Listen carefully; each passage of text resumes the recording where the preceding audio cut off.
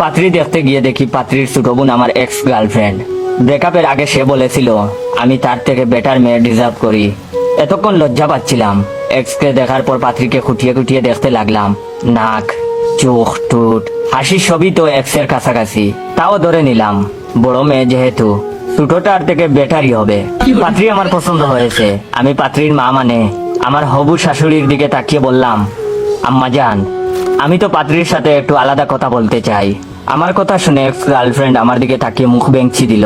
পাত্রীর মা ব্রু কুচকে আমার দিকে তাকালেন, তারপর কইলেন, পরানটা জুড়াইয়া গেল বাবা। মেয়ের বিয়ের আগেই তুমি আমারে আম্মা জান ডাকলা, লক্ষ্মী পুলা। তখন আমি বললাম, আম্মা জান, আমরা তো বংশগড়ের ছেলে, এমনই আমরা। তখন আমার শাশুড়ি আম্মা বললেন, আহা, জীবন ধন্য বাবা, যাও কথা বলো তোমরা। তারপরে পাত্রীর সাথে কথা বলার জন্য আমি আলাদা রুমে গেলাম। আমি পাত্রীর সামনে বসে আছি।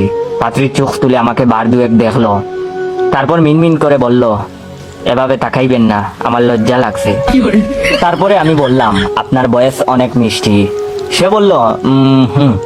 তখন আমি বললাম, আমাকে পছন্দ হয়েছে। তখন সে বলল, আপনাকে কোথায় যেন দেখেছি আমি। খাইছে, এক্স গার্লফ্রেন্ডের সাথে দেখলেই হয়। আবেগী স্বরে জবাব দিলাম, আমিও তো দেখেছি। তখন সে বলল, কোথায় বলুন তো।